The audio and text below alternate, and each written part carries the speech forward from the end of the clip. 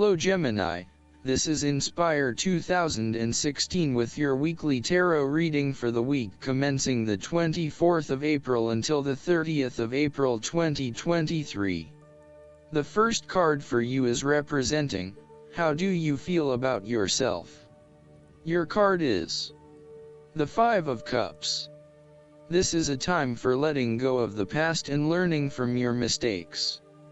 This card can often reflect a person who is caught up in the past and unable to move on, missing out on new opportunities. Bitter memories from the past continue to bother you, and often a great deal of the blame for past actions is placed on yourself and your inadequacies. To some it would seem that there is no way out of this situation, but the tarot always shows problems on one hand and solutions on the other. Forgiveness and the ability to recover after emotional loss are necessary. If you are feeling disappointed by another person's actions, and then find it within your heart to forgive that person, releasing yourself from the disappointment. You may also need to reassess your expectations that have led you to this disappointment. Were you expecting too much? Remember, too, that hindsight is much clearer than foresight, and present-day wisdom is gained from the mistakes of the past. Reflect on what led you to this point and understand what important lessons you can take from the experience.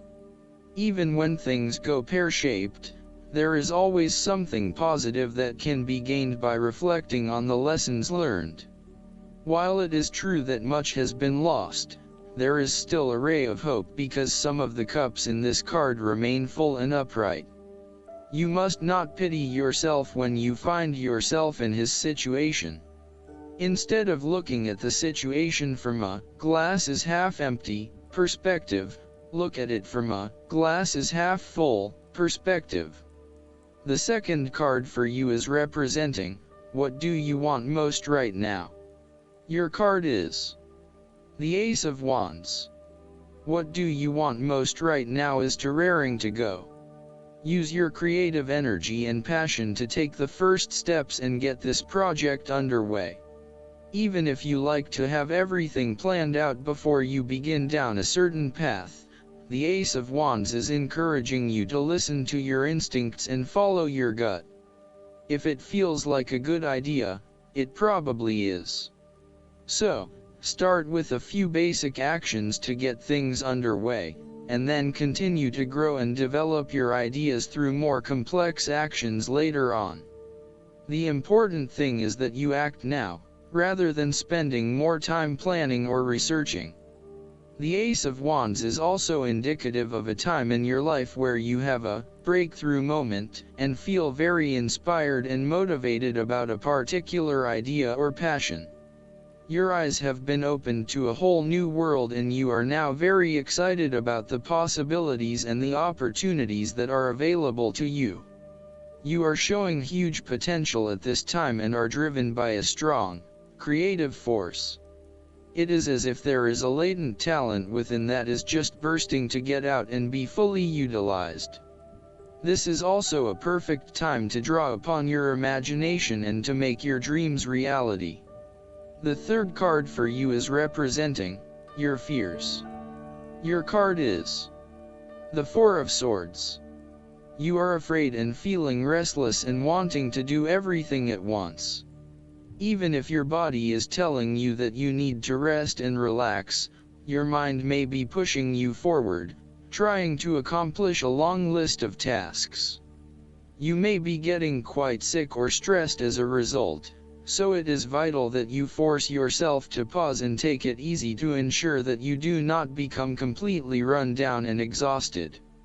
You may also be trying to avoid any period of contemplation or meditation on a particular issue because you are worried about what it might bring up. You need to return to the energy of the Three of Swords and confront the pain and grief that exists within your heart. You need to experience that pain as it is preventing you from being able to move on. Once you have experienced it, it will begin to subside and you will be able to live a more fulfilling life. The Four of Swords can also represent stagnation and a lack of action that is leading to increased frustration. For example, a long-term marriage is no longer progressing and is spiritually and emotionally empty. You may need to take a break from this stalled situation and come back to it when the energy is flowing better. Similarly, the Four of Swords suggests that you are feeling frustrated with the lack of progress and change in your life. Many things have stood still or have failed to change in the way you were hoping they would. Part of this lack of change, however, is as a result of your passive approach. There may have been situations that were frustrating to you or that you were unhappy with, but you may have opted to just sit it out and hope that they would eventually change, rather than taking action to create a more desirable outcome. The fourth card for you is representing what is going for you. Your card is the Three of Pentacles. If you continue to work toward the fulfillment of your dreams and do not allow disillusionment to dampen your enthusiasm, ultimately you will experience prosperity and success in your goals. You need to do work that is satisfying to you and that you can be truly proud of. What new beginnings are you experiencing in the material realm? Is there some project or creative venture you have been putting off because of fear of failure? The Three of Pentacles indicates that dreams can be made real with persistence, determination, and effort. The Three of Pentacles may also suggest that you need help to complete your work and can draw on the knowledge and experience of others. It may be beneficial to share your work with a partner, but only if they are as conscientious as you. The fifth card for you is representing what is going against you. Your card is the Six of Pentacles. You are afraid that someone who you lend the money will not repay it to you. Therefore, be careful about who you lend your money to, especially if you yourself are in financial trouble. While a generous spirit is a wonderful quality, you need to ensure that you are able to support yourself whilst helping others. You may have a tendency to spend or give away more than you can afford to. Be careful with the amount of debt that you get into. You are getting in over your head and it will soon come back to bite you in excessive interest rates or personal threats if you are unable to pay it back in time. Be wary, too, of get-rich-quick schemes that are more likely to leave you with a hole in your pocket than a pile of cash. In some cases, people give to others not for the benefit of the other but for the benefit of themselves. Be careful that you are not trying to prove to others that you are generous because you can give to the poor or the needy. Aim to give selflessly rather than selfishly. In terms of your personal relationship, one partner is doing a lot of the taking but not a lot of the giving, thus creating an inequality in the relationship. You need to be careful that your generous spirit is not being taken advantage of and that you are not always the one making compromises for your partner's benefit.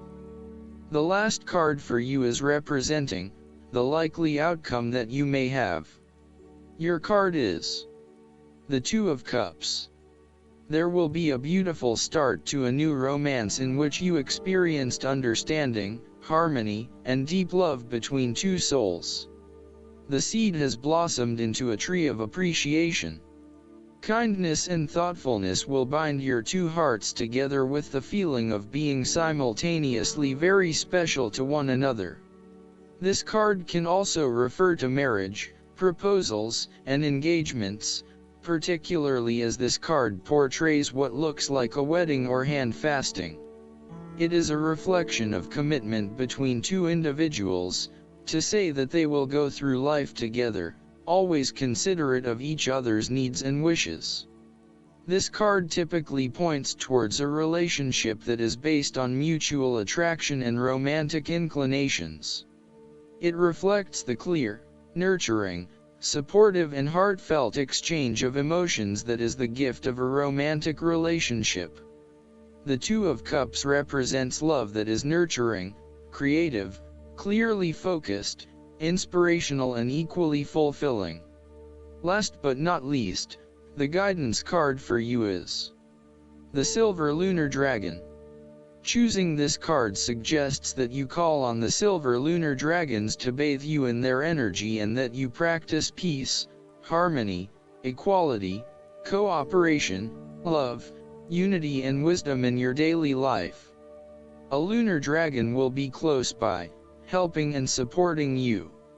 As you are bringing yourself into balance, you are doing your part to bring the planet into equilibrium. Visualize your causal chakra as your own personal moon. The Silver Lunar Dragons will touch and expand it until the frequency is high enough to allow pure white unicorns to step through it. I hope that you enjoy everything, and if you like the reading, just please click subscribe and you will get instant notifications every time we publish a new video right to your YouTube. Thanks.